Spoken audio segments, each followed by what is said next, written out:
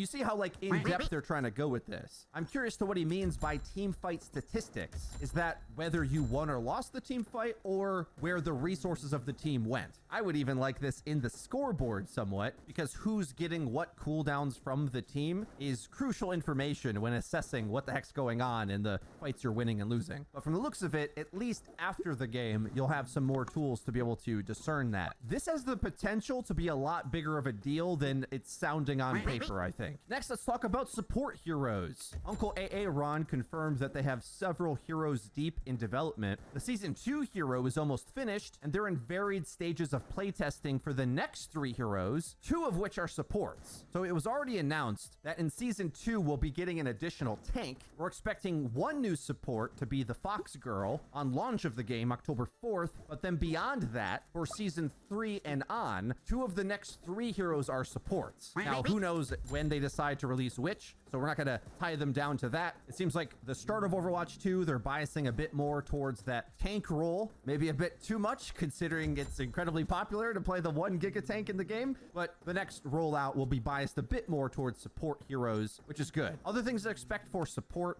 halfway through beta phase 2, there'll be a change for Moira, and for launch, they're looking to change Brigitte's ultimate. Beyond that, there's been more discussion in especially the one-on-one interviews that some gaming websites have done with the developers, discussing a lot the mentality of what types of supports they're going to be making for Overwatch 2. Lead hero designer Jeff Goodman had said that while high aim skill heroes like Ana and Zenyatta are cool, they also want to develop more Mercy-style heroes, or a bit more about positioning, timing, and MOBA skills. So with him revealing that, I think it's pretty safe to say that one of the upcoming support heroes in this, like, I don't know, 6-month span we're looking at between launch and the extra seasons will be a more decision-making hero rather than an aim-dependent one, which I think is a very, very good thing, because they've already really committed the tank category to be about being sort of a MOBA carry. The new tanks are really involved. They have a lot of buttons to press. It's going to be tough for them to design a very supportive one like tanks were at earlier stages of Overwatch, where if you're a little less skilled, you can kind of just hold a barrier and contribute a lot. Whereas now, well, they're just boss characters that need to perform a lot of actions and land a lot of abilities, even the quote easier ones like Reinhardt 2.0, you've got to be aggressive, whereas the support category is the one I think that they can really add some more friendly characters that contribute to the team fights in a directly supportive way. On this subject, in the AMA, it was asked if there would be more utility-based support heroes, as opposed to all of them always having healing. I love this question because I've spoke about this over the years. In MOBA games, it's very common for support heroes to be ones that have particularly disruptive kits, not necessarily healing, but for example, something like Maywall or Sombra Hack. Those disables often are in the support class, but Overwatch would probably feel too punishing without supports having some healing, which is why they tend to go that direction. Josh No explains this by saying it's difficult to tune because healing is so broadly useful. And the implication here is like the utility they'd have to would have to be so insane compared to the flexibility that just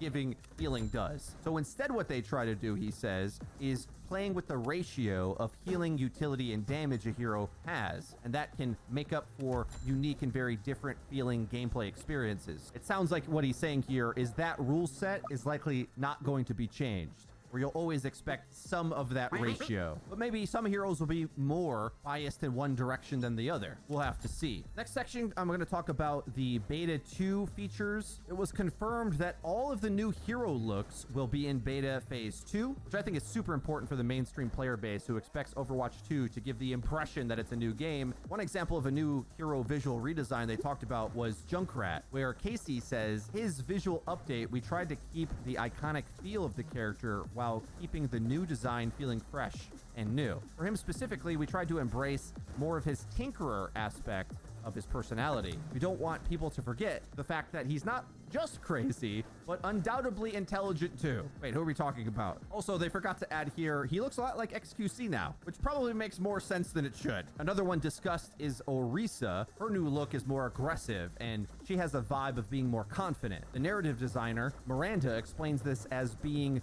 due to the gap between Overwatch 1 and 2. A lot of the heroes have gone through personal development in that time, and whereas in Overwatch 1, Orisa in the lore was kind of learning the ropes as a hero, well, now she's confident. No longer hiding behind double shields. No, she likes to get in the fray and is confident doing so. I think we'll see a lot of that development with the characters. It was also revealed that there is 25,000 voice lines in Overwatch 2, many of them coming out with specific interactions between characters or even with specific gameplay elements that will trigger a new voice line. Also with Beta Phase 2, they are announcing that there will be a Symmetra buff. Josh No says that he wouldn't necessarily call it a rework, but changing the mechanics to be sped up for 5v5, such as a shorter teleporter build time and a faster secondary fire projectile speed, which all makes sense, and I also think has the potential to kind of skyrocket rush comps. We'll worry about balancing it later. Next, let's talk about the Junker Queen. Some tidbits about her and how she interacts with the game.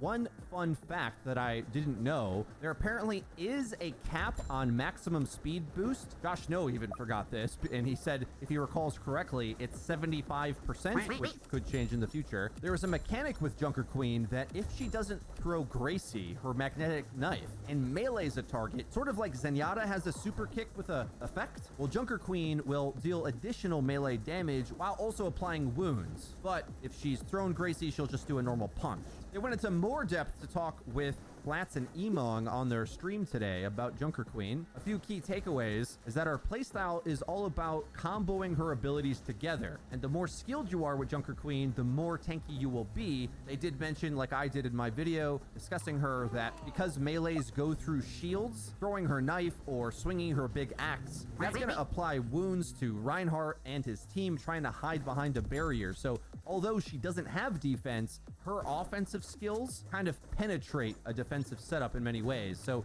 land your abilities, they can do work. As I say that, probably a shield blocks the dagger throw, but since it's magnetic, you can kind of throw it around and recall it to hit enemies in the back as it goes to your location, so you can lead it, move a bit, then recall it to aim where it's going to be going. So as long as you're landing those wound effects, you will get the extra life to be able to survive while fighting. But the devs explain a few cool interactions. It seems launching at something defensive is where she's strong. The devs do explain where she's weak, the obvious one being Ana, but also weak against characters like Orisa and Sigma, who can deal high damage at close range and notably have stuns and boops to keep Junker Queen from closing the distance. So if a shielding Reinhardt is easy prey for Junker Queen, then a tank that is more defensive and can hold their ground, especially landing stuns, is going to be a bit better. A few interesting aspects about Junker Queen's kit. Her scatter shot primary attack is like a buckshot with a tight spread and 6 shots. It's not going to be as high of damage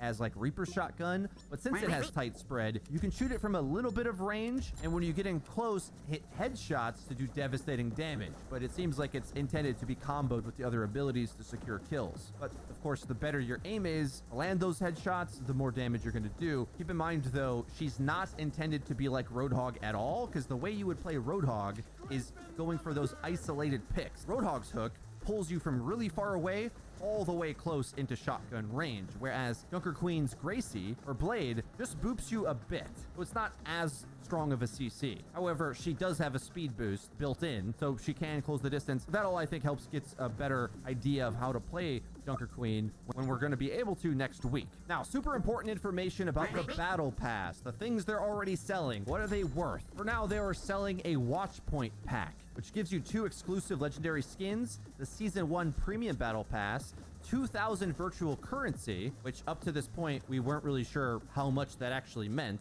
They do explain this. Importantly, a premium battle pass for upcoming seasons will be 1,000 virtual currency. So the $40 Watch Point pack has 3 battle passes in it, essentially, unless you want to use that currency for other cosmetic items. Now, I don't want to guess how much virtual currency costs in, say, dollars. Is 1,000 virtual currency $10, $15? Is it cheaper in a big pack like they're putting it here? You would think so. Because remember, we're expecting there to be more premium skins that are standalone that you have to pay for directly, and then the battle pass skins, which usually have a lot of average level cosmetics, and then an amazing one at the end of it. This is a super contentious topic, so I look forward to reading what you guys have to say about this, if you think this is fair or not. Other things that were confirmed, that they are moving away from loot boxes entirely. Your old currency from Overwatch 1, you get to keep, but all the loot boxes you've stored up are going to instantly open. When they change over to Overwatch 2, you'll keep all the currency and everything,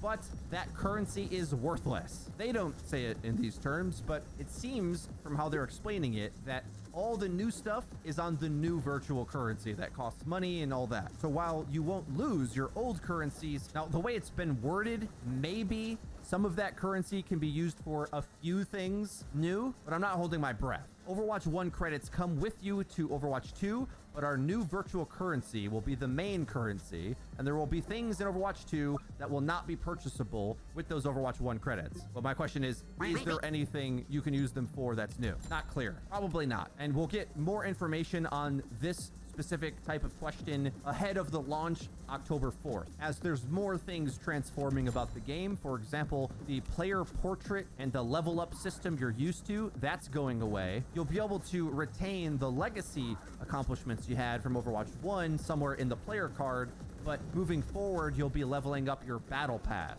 for each season as opposed to your overall ranking or your player level. But a cool thing with the cross progression of Overwatch 2, that's all linked together. All your cosmetics transfer over from different platforms. And a key thing I know a lot of Overwatch players are worried about with the battle pass, they did confirm that there won't be hero specific challenges. Instead, it'll feel more about your lifetime contribution to certain metrics. But while it isn't explicit, we won't have quests like play Ana 3 games in order to gain something in the battle pass. You still might be biased to pick certain types of heroes or roles based on how that's set up, because some heroes, for example, don't block damage and others do. Some heroes deal more damage, heal more. So what things are they actually tracking? Because if the battle pass, for example, rewards you for playing the objective, well, turns out in Overwatch 2, playing the objective is terrible most of the time. In Push, the pros advance the objective and then run away, getting ready to fight again. They don't just ride it the whole time like an average player would. So I'm a little nervous that the battle pass might influence player behavior in a negative way. We'll have to keep an eye out for that. The mythic skins were explained a bit more, and it sounds like these are going to be incredibly in-depth, and you'll be able to customize specific parts of that mythic Genji skin. It has its own advanced animations. It seems like the mythic level cosmetics are going to be like above what our expectations are for even legendary. Hero bans were mentioned this week in 2 separate interviews. Aaron Keller seemed to not be into them at all, talking about the widespread fan base of the game and how important it is for even players that don't play the game to get immersion into the characters they love, and then if they hop into the game and they can't access them, that's like a alienating aspect of the game. Of course, as a hero draft advocate, not hero bans, we've moved on from that, I'd say that that type of thing would be in like the tournament mode, for example, not intended for the more casual modes, but perhaps even the balance of the game doesn't need it yet. Jeff Goodman had a very different response and said they've considered hero bans and they have talked about how they would resolve them and how they would design to make them work, and they aren't off the table. It doesn't seem like anybody over there is optimistic about the idea. We'll talk a lot more about this in future because I think the map design and geometry and asymmetrical nature of the combat really helps us not to fall into a stagnant meta. It's looking good, but there are new ramifications from that I don't think anyone's really considered. Because your comps aren't foolproof in Overwatch 2, it's more common to walk out of spawn and auto lose first fight, needing to swap, which makes the game a bit rock, paper, scissors-y, and having that process in gameplay kind of sucks, as opposed to like a pre-strategy portion of the game and letting you prepare for what you're going to encounter. Getting smacked in the face with a counter and just being down based on just the meta selection kind of sucks, which is where like a draft would help prepare you for that. But also as well, the map agency we know is coming will help thin this out a bit so that you should know what to expect typically on a dive map, for example. Speaking of maps, it was asked if 2CP or assault maps would ever make a return. While they won't be in the main rotation, you can can play them in custom games, and it doesn't seem likely that they're going to transform these maps into a new mode for quite some time. They might attempt this at some point, not on the radar yet. However, Winter says the mode I'd like to prototype for an assault replacement would need some of the tech we're developing for the PvE side of Overwatch 2.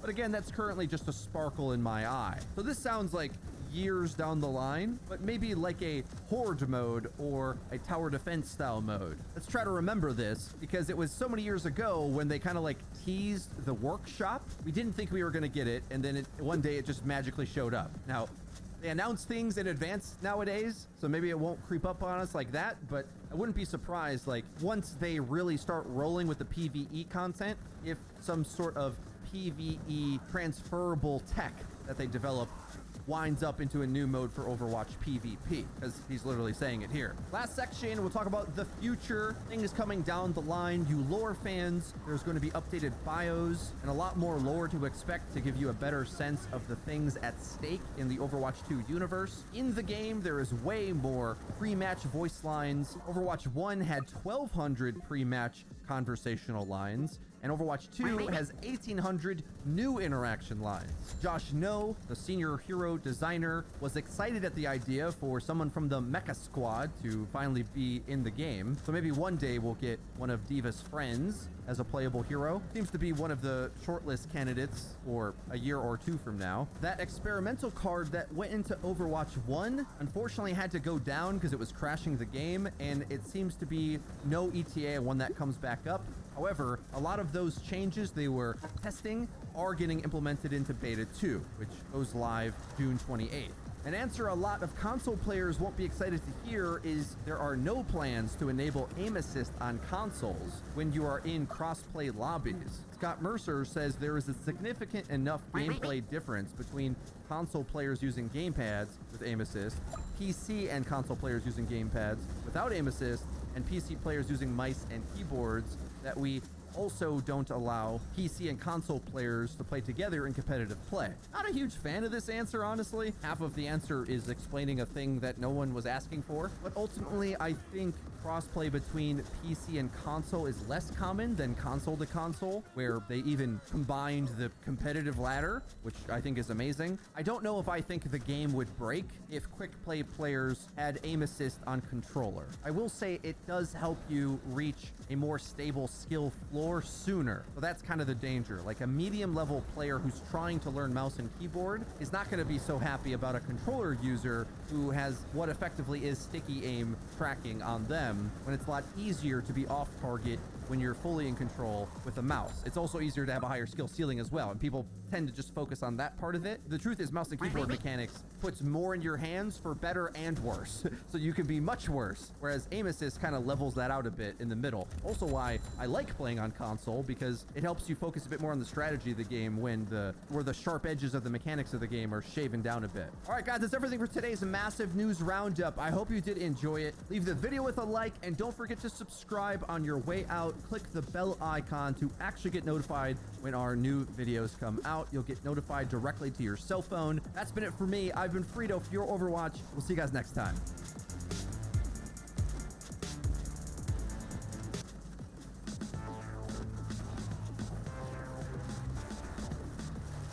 What's going on, guys? It's Frito here for your Overwatch. We just got a new blog post from Blizzard. This blog post explains different reworks they have iterated on for Moira, but also talks about their philosophy change for designing heroes in a new era. They say here, we have two goals for Moira's kit. We wanted to give her more utility and the power to make game-changing plays. And they say all the following iterations of Moira's abilities are still in the early stages of the iteration process, meaning they haven't been tested outside of the hero balance and design team. I would be shocked if there wasn't support hero reworks in the next upcoming beta, and these changes we'll go over will explain the types of things they're thinking about. Iteration number 1, Pain Converter. One of the first changes the team thought to make was referred to as Pain Converter. This ability was a damage reduction that, when cast on allies, would enable Moira to convert the damage she mitigates to fill up her healing bar. Pain Converter would cancel some of the damage an ally received, while simultaneously allowing her to heal allies with Biotic Grasp, massively increasing her target's survivability. This iteration didn't stick because of a few issues. Pain Converter felt like other existing abilities, like Batiste's Immortality Field, that prevented teammates from dying. The ability also felt too situational because you got the most value from using it on the tank and not on teammates getting dove or flanked. Lastly, Moira already has a complete kit, and we struggled to find room where we could add another ability, which, having heard the devs speak recently on an interview with SVB and ML7, this is something that I think we probably take for granted on how do they add an extra ability. Like, for example, with Zenyatta, they just made his kick also boop and do extra damage. That's kind of a simple one. Like, the key bind of it, or the button you press for it, is actually important to the design because that's how you're going to interact with the character. Mercy is another example where they highlighted in that interview that they're going to be testing some new changes to the super jump from Mercy in the upcoming beta 2. Now, back onto this Moira post, they said, "We tried binding Pain Converter to the reload key, but this felt awkward since Moira wasn't reloading a weapon. There was a brief iteration where players could activate it by holding down primary and secondary fire simultaneously, but the key binding added a level of clunkiness to her kit. Moira frequently switches between primary and secondary fire, so the ability would often accidentally trigger." Okay, so that's the first one that they won't be using, mainly because it was kind of clunky, hard to bind, and not unique enough, and maybe a bit too simple to use. But I will say, I find this interesting because it is similar to things I've said about the support role on the channel so far, that they are likely to be the ones that you'll find that have the most broken, let's say, abilities that sort of exist on their own, where they're in the back line casting something that is crucial to how the team operates. And maybe for those of us who are looking for more of the strategy RPG element from the game, since the tanks are mostly brawler DPS archetypes nowadays, supports are the ones that are going to do the most for the team. And while they didn't stick with this first one, it's a very decision-making, teamwork-based cast ability, which in short I'll describe as casting like Fortify on a teammate while giving yourself extra resource. They say in the post it would always be the best on a tank, but from the top level strategies we've seen, I think that would also be hilariously broken on Reaper. And I've got so much more to say about the new archetypes of team comps and how heroes are interacting differently in 5v5. The truth is, Overwatch community, we don't understand Overwatch 2 nearly as well as we think we do, which is an exciting thing. The meta so far competitively has been really fun to watch, but I'll stop nerding out. Let's talk about the second iteration that they tried. This is called Purge and Nullify. The next two abilities, Purge and Nullify, were separate iterations that were both bound to damage Biotic Orb. Purge was heavily influenced by World of Warcraft's Shaman class, and it would remove buffs from enemies. Since this type of ability fits with Moira's personality, we started thinking about what buffs could be removed. We considered Purge canceling Ana's Nano Boost or Soldier 76's Sprint, but it wasn't super intuitive about what else should be removed. For example, Dragon Blade gives a small speed boost to Genji while active, and it was not clear if something like this would be removed by Purge. So because of that, Purge was archived, and the concept behind it led to the creation of Nullify. Nullify came to life when we started to rein in the scope of Purge. Nullify negated damage reduction, damage boosts, and movement speeds while active. For example, it would suppress the effects of Nano Boost for a few seconds. The team's goal with Nullify was to come to a consensus about what types of abilities should be repressed. One way the team attempted to add to Nullify was by enabling Moira to stop her orbs in place, creating areas of healing or nullification for teammates and enemies. Another iteration of Nullify dealt extra damage to Overhealth, so if Lucio used Sound Barrier in Nullify's range, his shields would be destroyed rapidly. This